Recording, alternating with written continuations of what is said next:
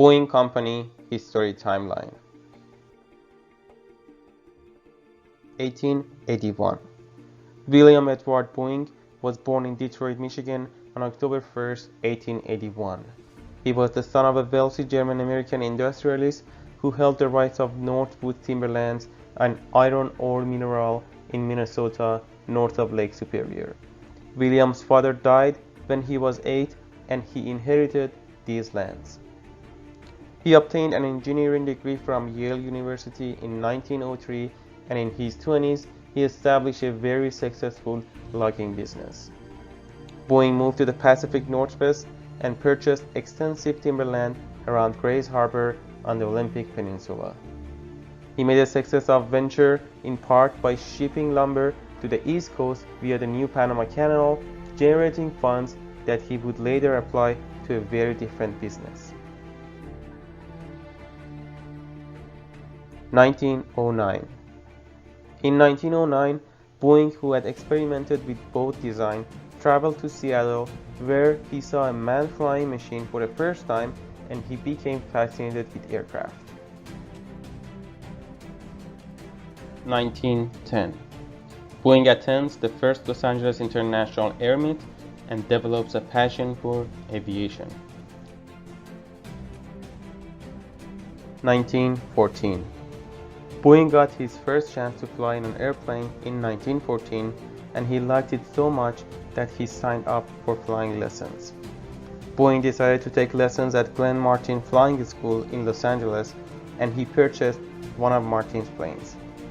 Martin pilot James Floyd Smith traveled to Seattle to assemble Boeing's new Martin TA Hydro airplane and continued to teach Boeing how to fly.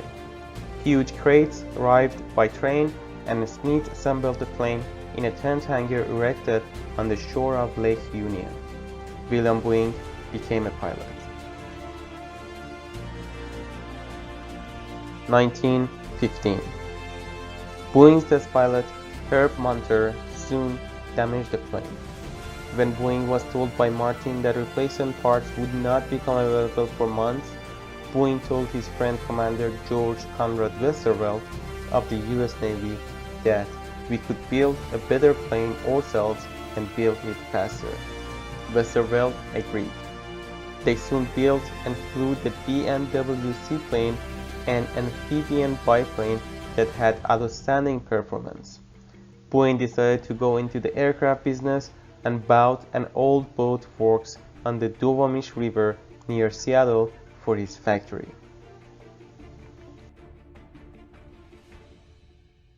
1916. In 1916, Boeing went into business with George Conrad Westervelt as B&W and founded the Pacific Aero Products Company. The company's first plane was the Boeing Model 1 or B&W seaplane. 1917. When America entered the First World War on April 1917, Westervelt decided to leave the company after being deployed to the East Coast. Boeing changed the name from Pacific Aero Products Company to Boeing Airplane Company and obtained orders from the US Navy for 50 Sea Trainer planes. Boeing's workforce had increased 11-fold, and they were manufacturing the airplanes of several other companies, not out of generosity, but due to the wartime cooperation laws. 1918. Boeing Airplane Company starts delivering the Model Sea trainers to the US Navy. William Boeing calls company vice president Edgar N. Gott and tells him to get the factory ready to build the HS-2L, a Curtiss-designed patrol flying boat. Boeing Airplane Company signs a contract with the US Navy for $116,000 to build 50 of HS-2Ls. However, when the war ended that November, Boeing saw half of its orders cancelled. Worse yet, there was almost no demand for civilian airplanes since the military had dumped a large portion of its older models onto the free market. William was left with hundreds of idle workers but instead of firing them, he repurposed his Seattle factory to produce residential furniture using the ample supply of spruce wood nearby. Nevertheless, the company was losing money and William had to pay $700 in weekly wages out of his own pocket. 1919. In 1919, Boeing signed a modest contract with the U.S. Army to modernize 300 Havilland DH-4 fighter planes, but no bank was willing to extend the company a line of credit. Later in 1919, the Boeing Airplane Company Model 6 B-1 seaplane, the first Boeing-designed commercial aircraft, makes its first flight. Then, at the end of 1919, William Boeing and pilot Eddie Hubbard fly 6 cylinders from Vancouver, British Columbia to Seattle in Boeing's C-700 for the last model seatrainer built as part of the Canadian Exposition. The delivery is the first international air mail to reach the United States. 1920. The Boeing BB-L6 makes its first flight. Built for Herb Montour's aerial tours, it is the first airplane to fly over Mount Rainier in Washington State. Later in 1920, Boeing Airplanes Company starts building 20 experimental ground attack armored triplanes designed by the U.S. Army, and a week later, the contract for the model TGA-X, or called GA-1, is reduced to 10 airplanes. 1921. Despite being eager to enter the commercial sector, Boeing's biggest client by far was still the military, both in war and peace. The recently established U.S. Army Air Service, the forefather of the U.S. Air Force, was responsible for saving Williams' company from bankruptcy. They ordered 200 open cockpit biplanes in 1921, and Boeing happily provided them with the MB-3A at $7,000 a piece 1 year later. 1927. The U.S. Post Office had created the first regularly scheduled airmail service in 1918 between Washington, D.C. and New York. The signing of the Airmail Act of 1925 gave the U.S. Post Office the ability to grant contracts to private companies, and William seized the opportunity and made the decision of getting into airmail business and created the Boeing Air Transport Company in 1927. Its first airplane was Boeing Model 40A, whose 200 horsepower engine allowed it to carry twice the usual payload for its size. Unlike its competitors, it would carry mail and passengers at the same time, and by the end of the year, it had transported almost 2,000 people and 67 tons of mail. 1928. Boeing's engineers got their hands on the Fokker D-7, an advanced German fighter plane from World War I. They greatly improved upon the plane's design, replacing its wooden fuselage with one welded from steel and braced with piano wire. This prototype fighter could reach a top speed of 159 miles per hour, and the US military ended up buying 150 planes by 1928. Later in the year, William negotiated a deal to buy out his only big airmail competitor, and a few months later, he also acquired Pratt & Whitney Aircraft, the company that made Boeing's engines. 1930. By the end of the decade, Boeing had become a near monopoly in aviation. During the early 1930s, commercial air travel was finally starting to take off, and William capitalized on this by developing the Model 80, a 12-passenger biplane. Boeing had designed the plane with comfort in mind, and it was the first aircraft to have registered flight attendants on board. Despite the advent of the Great Depression, the aviation industry was booming, and by 1933, Boeing transported half of all passengers and airmail in the US.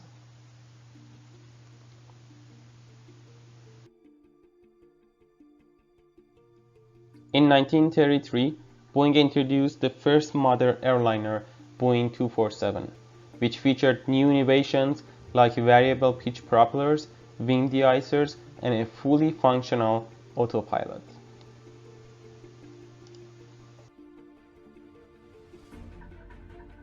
1934. Boeing made the arrogant decision of reserving the first 60 of Boeing 247 aircraft for its airline. This was a red flag, and after a quick congressional investigation on antitrust grounds, the federal government passed the Airmail Act of 1934, which broke up all aviation holding companies. Suddenly, Boeing was split in three. United Airlines took control of transport business. United Aircraft took over the manufacturing business in East, and Boeing retained the manufacturing business in the West. William was devastated.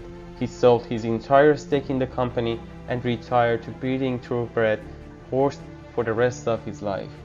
The split hurt Boeing immensely, and other companies quickly rose to take its place. Boeing's most notable competitor at the time was Douglas Aircraft. 1938. With Europe on the brink of war, Boeing developed a revolutionary bomber of unprecedented scale for the US military.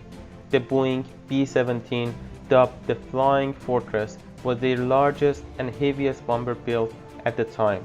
The B-17 was one of the US' greatest strategic weapons. Over the course of World War II, over 12,000 of B-17 bombers were built, each costing $240,000. B-17 became Boeing's saving grace, and it cemented the company's decision to design larger aircraft.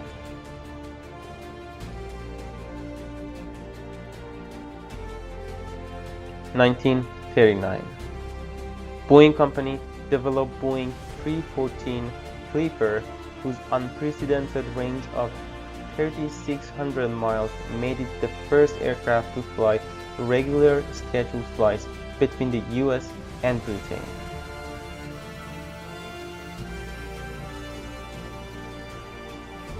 (1940) Boeing created the first commercial aircraft with a pressurized cabin, the Boeing 307 Stratliner.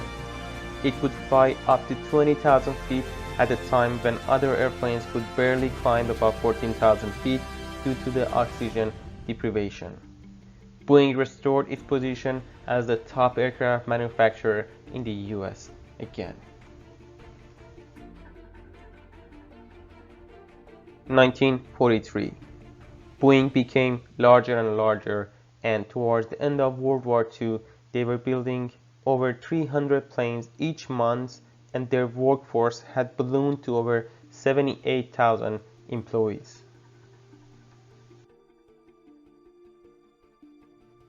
1944. Boeing developed the B-29 Superfortress, a beefed-up version of the B-17 that weighed twice as much, yet was faster and could carry an extra 12,000 pounds of bombs.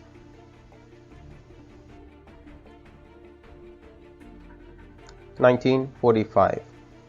With the war won, Boeing and its competitors returned to the free market, but the sad reality was that no war meant little demand. Boeing sales declined from a wartime high of $421 million to barely $13 million. Due to the low demand after the World War II, Boeing were forced to lay off almost 70,000 workers.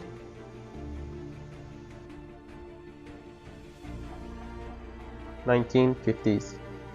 The decade after World War II saw the proliferation of jet technology, which was pioneered by the German Luftwaffe in 1939. Boeing produced two subsonic jet bombers, the B-47 and B-52, and they were very successful. 1955. Boeing had started projects on prototype surface-to-air guided missile in 1946, and by 1955 they had a model ready for production. Boeing called these missiles Bomark and ended up selling 600 units. 1957. The Cold War steered the aviation industry in a very different direction. When the Soviet Union launched the first artificial satellite around the Earth's orbit, the Sputnik 1, the American public was in awe. This was a wake-up call for the US, and its launch triggered the famous space race that kick-started aerospace development.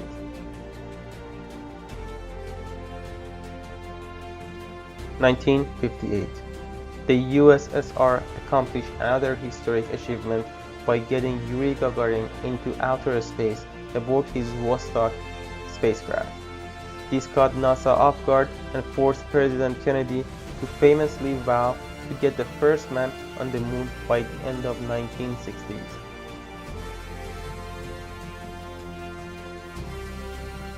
1958. Bomark's impressive capabilities landed Boeing a pivotal government contract in 1958, which requested the construction of a land-based intercontinental ballistic missile, the LGM-30 Minuteman, a three-stage solid-fuel rocket capable of delivering 3 nuclear warheads.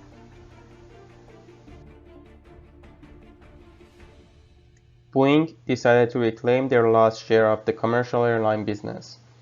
Boeing borrowed the swept-wing design of the B-47 jet bomber and designed Boeing 707. This model was the basis for an entire family of jet airliners that are still among the most used commercial aircraft in the world. Although it was not the first commercial jetliner in service, the 707 was the first to be widespread and is often credited with beginning the jet age.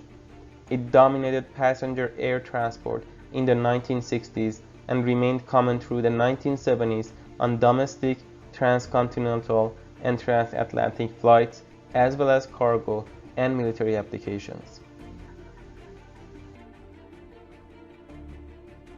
1968. The best-selling jet airliner in the history was introduced, Boeing 737. It was developed to supplement the Boeing 727 on short and thin routes. The twin jet retains the 707 fuselage, cross-section, and nose with 2 underwing turbofans. Envisioned in 1964, the initial 737-100 made its first flight in April 1967 and entered service in February 1968 with Lufthansa. The lengthened 737-200 entered service in April 1968, and 737 evolved through 4 generations, offering several variants for 85 to 215 passengers.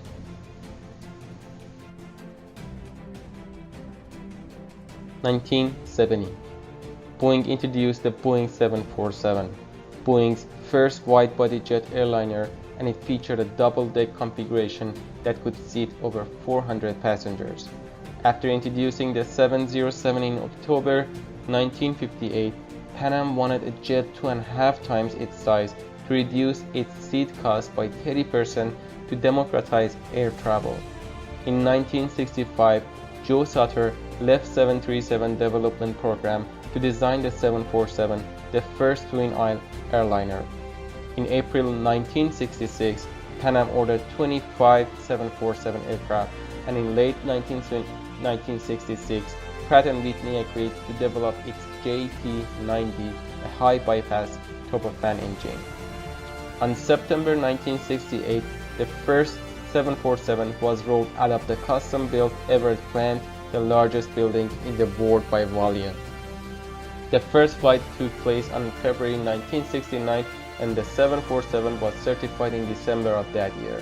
It entered service with Pan Am on January 1970, and it was the first airplane dubbed a jumbo jet.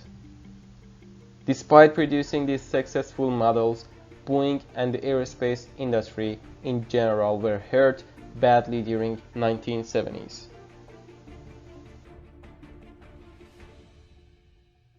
In 1973, the oil crisis quadrupled the price of main component of jet fuel, which caused a spike in ticket prices and a huge decline in airline passengers.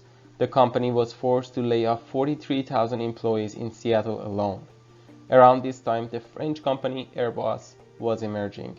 The US Congress halted Boeing's funding for their first commercial supersonic aircraft, the company's answer to the European Concorde.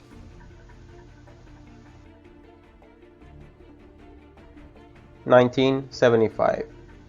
By the mid-1970s, military aircraft designers had learned of a new method to avoid missiles and interceptors known today as stealth. The concept was to build an aircraft with an airframe that deflected or absorbed radar signals so that little was reflected back to the radar unit.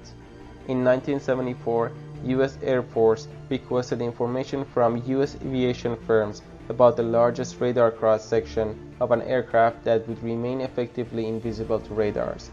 Lockheed F-117 received the sole award for the test in April 1976, and Boeing lost a major government contract for the B-2 stealth bomber.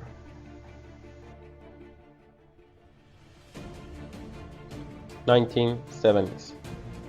During these hard times, Boeing relied heavily on the income of its lesser-known products, like its helicopters, hydrofoils, and even its rail vehicles that ran in San Francisco and Boston. The late 1970s showed signs of recovery for Boeing. The price of oil stabilized, people started flying again, and orders for new jet airliners came rushing in. In 1982, Boeing pumped out two successful aircraft models, the Boeing 757 and 767, whose combined development costs amounted to $3 billion.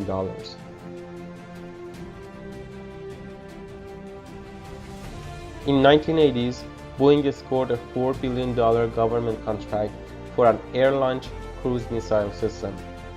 Boeing emerged from the 1980s as the biggest aerospace company in the US. Boeing's hit airliner from the 1990s was the Boeing 777, the world's largest twin jet with a range of up to 11,000 miles that has sold 1,400 units to date. The 777 was designed to bridge the gap between Boeing 767 and 747. Developed in consultation with 8 major airlines, the program was launched on October 1990 with the first order from United Airlines. The prototype first flew on June 1994. The 777 first entered commercial service with United Airlines on June 1995. Longer-range variants were launched on February 2000 and were first delivered on April 2004. It is the largest twin jet and has a typical 3-class capacity of 300 to 368 passengers with a range of 5,240 to 8,555 nautical miles.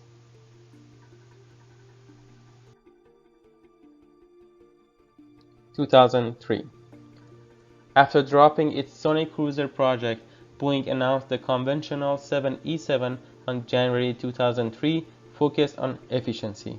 The program was launched on April 2004 with an order for 50 from All Nippon Airways, targeting a 2008 introduction. On July 2007, the prototype was rolled out without major systems and experienced multiple delays until its maiden flight on December 2009. Type certification was received in August 2011, and the first 787-8 was delivered in September 2011 before entering commercial service on October 2011 with ANA. At launch, Boeing targeted 20% less fuel burn than replaced aircraft like the Boeing 767, carrying 200 to 300 passengers on point-to-point routes up to 8,500 nautical miles. The twin jet is powered by General Electric GEnx or Rolls-Royce Trent 1000 high-bypass turbofans. It is the first airliner with an airframe primarily made of composite materials and makes extensive use of electrical systems. Externally, it is recognizable by its 4-window cockpit, raked wingtips, and noise-reducing chevrons on its engine nacelles.